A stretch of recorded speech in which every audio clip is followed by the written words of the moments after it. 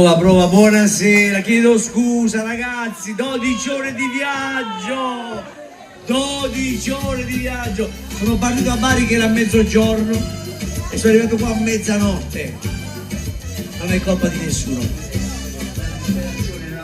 una cosa pazzesca però, che succede? Guarda, lo lasciamo così come stava, che si sente bene, lasciamo il microfono così come sta. Anzi, io vi chiamo, chi sta a casa venisse qui! Però l'aeroporto, guardate l'aeroporto di Roma, che cosa ho trovato, guardate un po', c'erano un sacco di negozi e ho trovato questo libro che insomma conviene perché ovviamente ognuno di noi magari c'è chi si lamenta dello stipendio e via dicendo come vivere con 5 euro al giorno e l'ho comprato, l'ho pagato 9 euro però, diciamo non è male, e poi ho comprato un altro libro, guardate un po', questa qua è una cosa fantastica. Questo qua è interessantissimo, come risolvere il 50% dei tuoi problemi. Ognuno di noi c'ha un sacco di problemi, via dicendo, come risolvere il 50% dei tuoi problemi, ne ho presi 2, così sto a posto per al 100%. È vero? Vi piace questa idea? Beh, fate l'applauso, dai!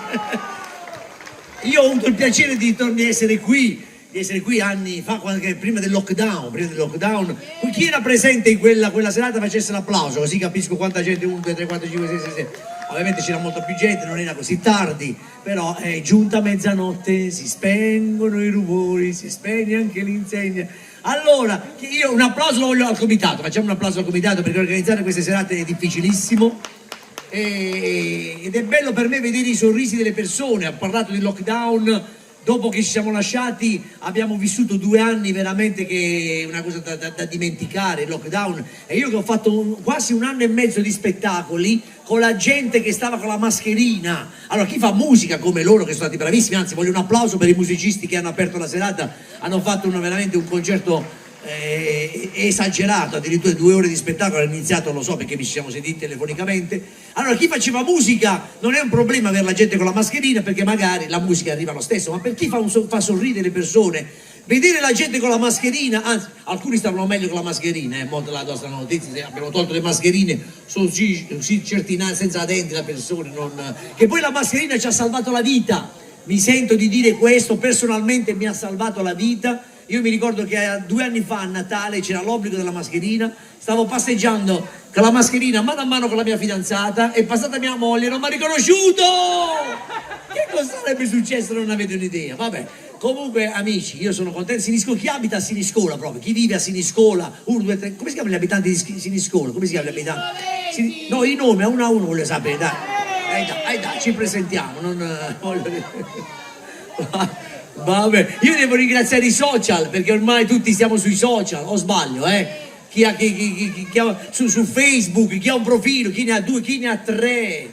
Un amico mio si chiama Vittorio Emanuele, ha 3 profili, Vittorio Emanuele I, Vittorio Emanuele II, Vittorio Emanuele III, lo chiamano Sua Altezza. La cosa che mi fa impazzire dei social, vedi tutti questi telefonini che stanno così in piedi, però devo sempre ringraziare i social, la cosa che mi fa impazzire è che uno ancora deve fare una cosa, già la devo far sapere agli altri. Fateci caso quando andiamo a cena, no? Il piatto deve essere fotogenico.